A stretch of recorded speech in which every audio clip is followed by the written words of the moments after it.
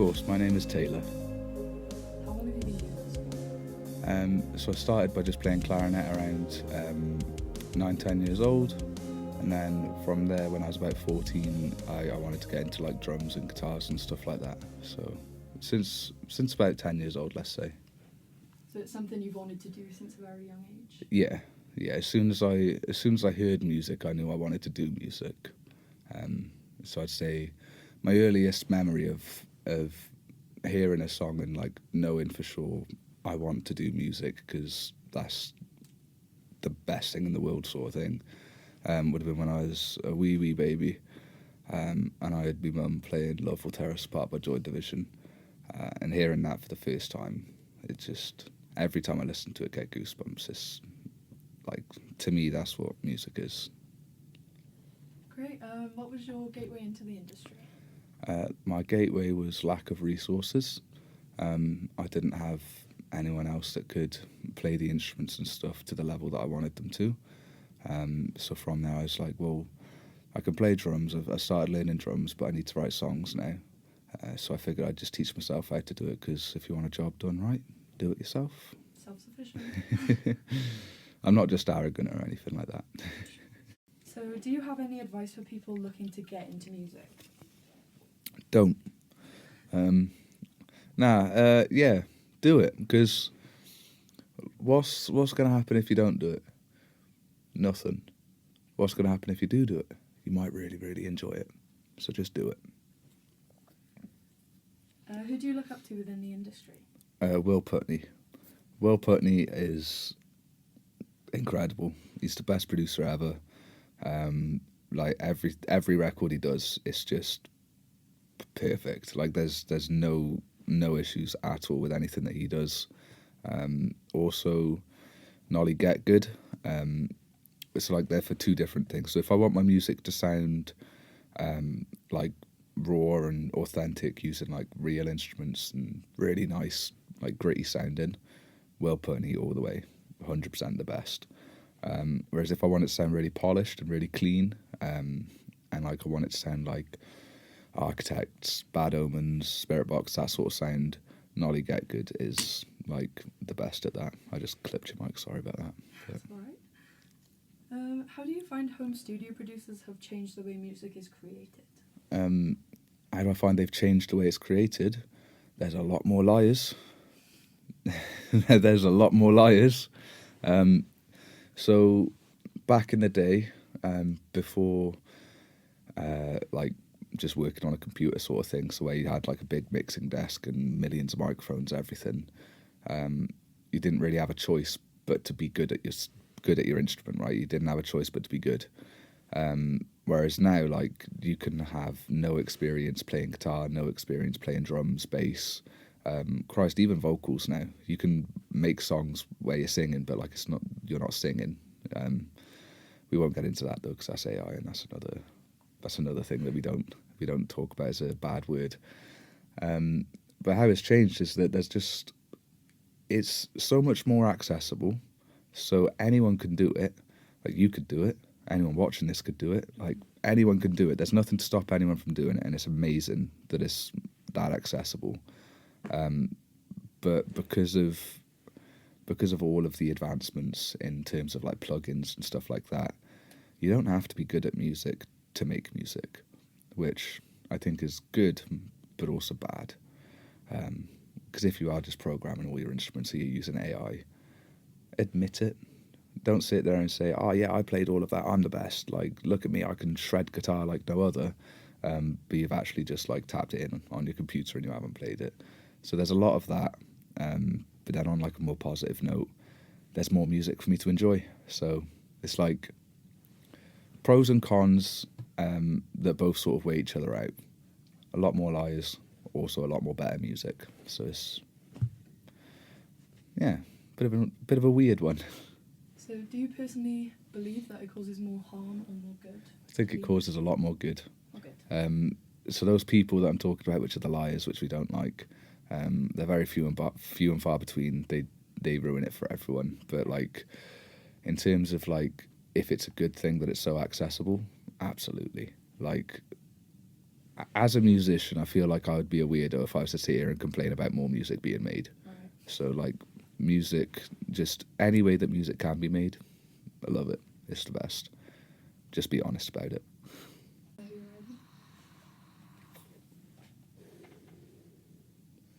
So, how has the rise and accessibility affected the monetary side of the music industry?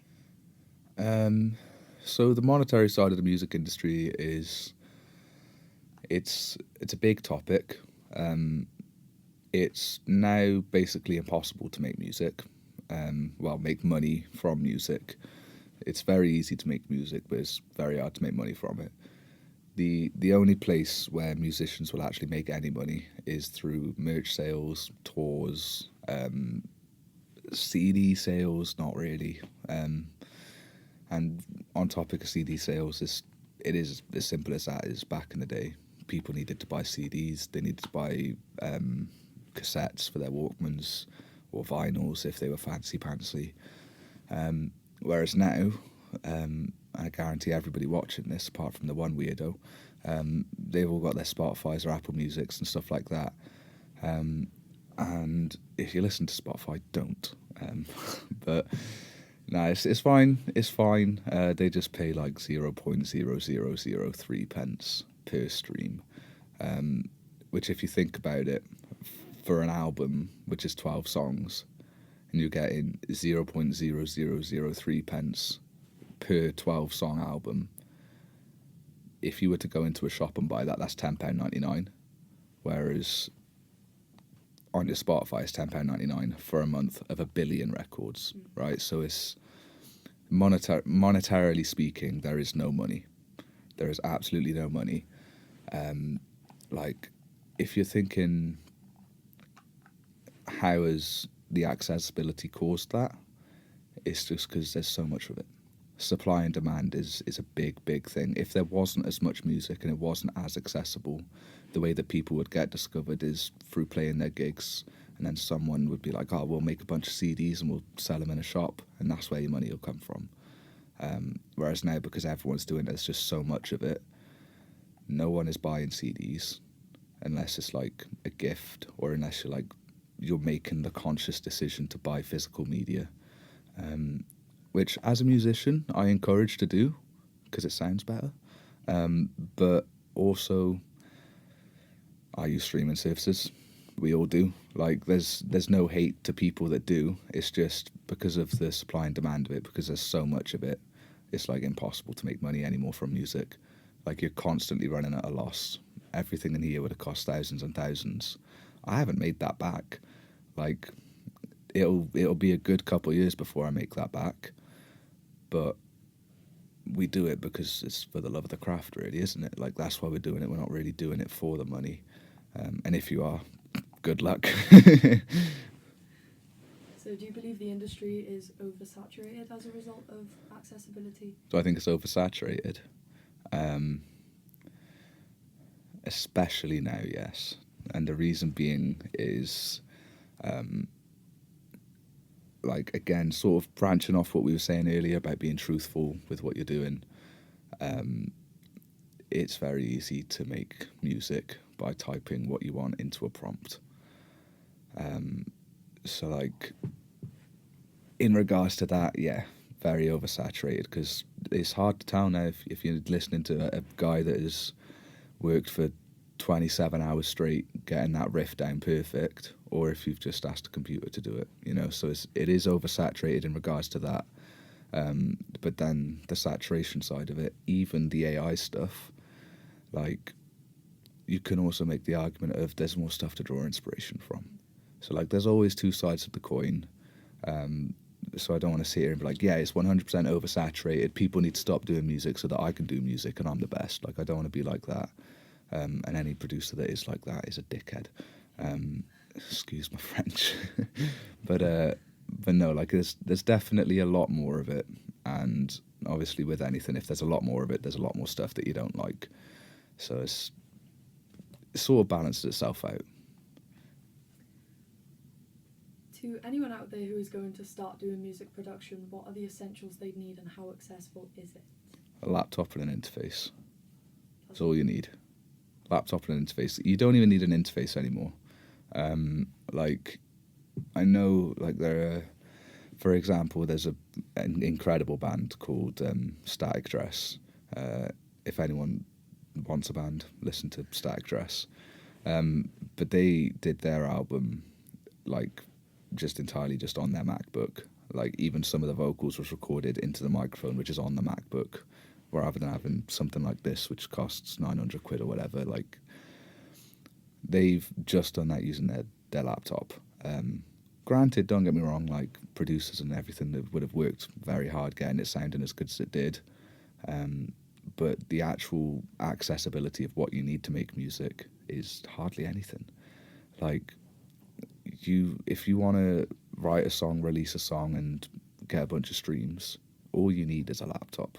If you've got a laptop, for example, if you've got a MacBook, get a Logic Pro, that's all you need.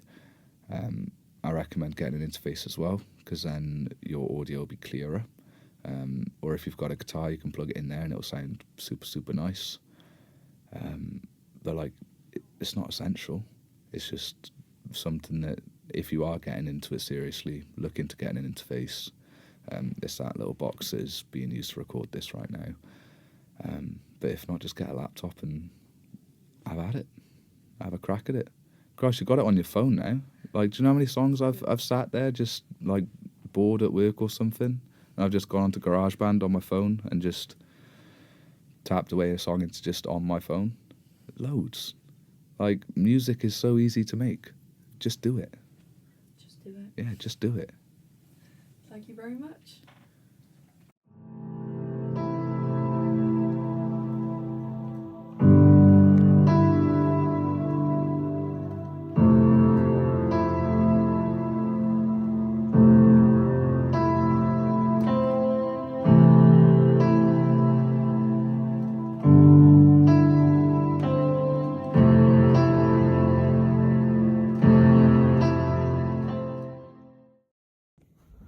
Here is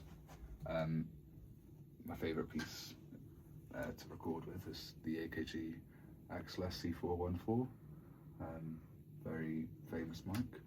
This one is a SM57, not made by Shaw, made by Pile, because it's 20 quid on Amazon. The panels are custom built, so I built it myself. I just got wood, cloth from Dunelm, and then I loaded them with rock wool, because that's what absorbs the sound.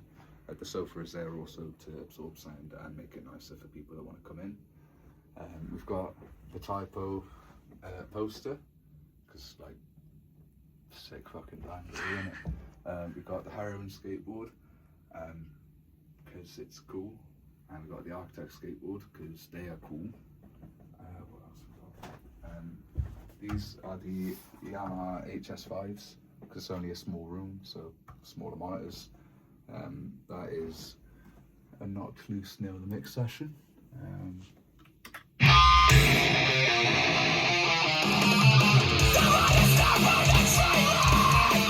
so that's a Knocked Loose session. Got the acoustic guitar, which is like, I don't know, 50 quid off Amazon. It's only a cheap one. Headphones, they come with a Focusrite Scarlett interface, which I don't have a interface from them. I've got a Universal Audio Volt 476, which is currently on loan from a good friend of mine, Cameron. The computer is just a Mac Pro. Just trying to think if there's anything else. Elisa's Q49 for when I'm recording piano bits. We've got this down here, which actually isn't mine, and I need to send it back, but it's my old friend Stu, who used to be the guitarist of Throwaway. Throwaway have since broken up. Cry me a river. We've got my first ever instrument, clarinet. Not going to play it because I look like a tit. Then down here is a case for this microphone. What else is good to talk about? Collision drumsticks. Only the best for the best, what can I say? No, I'm endorsed by Collision, so I meant to say that, I guess. They're alright, they're the same as any drumstick. Like, just buy the ones you like. What else? This is the most important bit. Is the awful fingerboards Woman in Black deck with some Levi trucks and some standard wheels. That is essential in all studios. You must have it. If you don't, then you're shit. And that's everything. Thank you, Taylor.